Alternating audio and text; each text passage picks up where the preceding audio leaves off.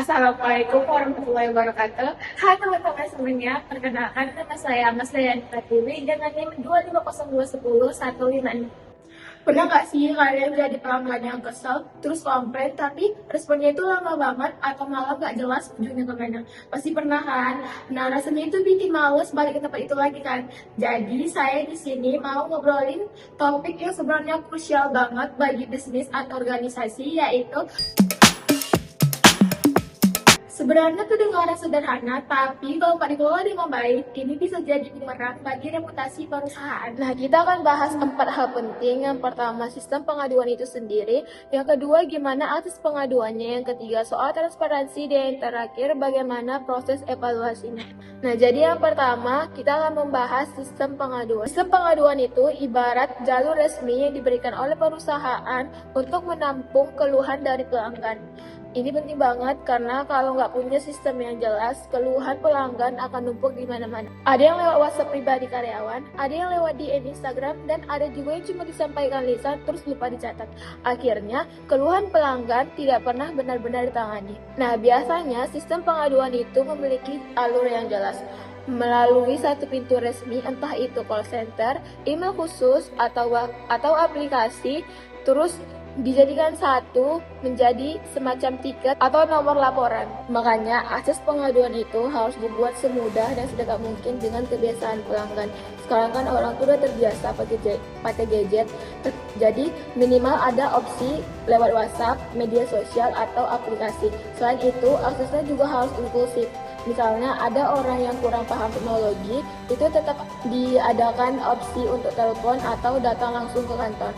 Jangan sampai ada pelanggan yang jadi terhambat cuma karena akses pengaduannya itu terbatas. Nah, poin kedua yang gak kalah penting yaitu akses pengaduan. Percuma punya sistem sebagus apapun, tapi pelanggan tetap susah buat ngaksesnya. Bayangin, ada perusahaan yang bilang, kami terima komplain kok, tapi ternyata caranya itu ribet. Harus isi formulir panjang, harus datang langsung ke kantor, atau bahkan nomor telepon yang dikasih itu nggak pernah diangkat.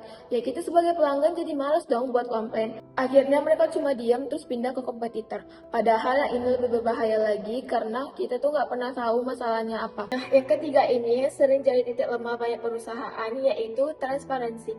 Jadi setelah pelanggan menyampaikan keluhan, mereka itu butuh kejelasan apakah keluhannya lagi diproses atau enggak, kira-kira berapa lama, terus hasil akhirnya itu gimana. Kalau perusahaan diam aja tanpa update, pelanggan bakal ngira kalau keluhan mereka itu nggak dianggap, padahal sebenarnya lagi dikerjain di belakang layar. Nah, transparansi itu bisa diwujudkan dengan hal sederhana, misalnya kasih nomor tiket supaya pelanggan bisa cek status laporannya sendiri, kirim notifikasi progres, atau minimal ada penjelasan awal yang bilang, baik, keluhan Anda sudah kami terima dan sedang kami tindak lanjuti. Nah, selain itu, penting juga buat jujur soal keterbatasan. Kalau memang penyelesaiannya itu butuh waktu yang lebih lama karena alasan tertentu, ya sampaikan apa adanya aja, karena jangan kasih janji yang nggak bisa tepati. Gitu. Jadi dengan transparansi kayak gini, kepercayaan pelanggan justru bisa naik walaupun masalahnya belum sepenuhnya selesai. Terakhir, poin keempat yaitu evaluasi. Ini sering dilewatkan banyak organisasi, padahal keluhan pelanggan itu sebenarnya adalah data yang sangat berharga. Kalau dikumpulkan dan dievaluasi dengan benar, kita bisa lihat pola masalah yang berulang. Misalnya, ternyata banyak komplain soal keterlambatan pengiriman atau soal kualitas produk tertentu. Evaluasi ini biasanya dilakukan secara berkala, bisa mingguan atau bulanan, dengan cara mengelompokkan jenis keluhan, melihat tren, terus dibahas bareng tim terkait. Dari situ, perusahaan bisa ambil langkah perbaikan yang lebih tepat sasaran, bukan cuma menyelesaikan keluhan satu-satu, tapi juga mencegah masalah yang sama terulang lagi ke depannya.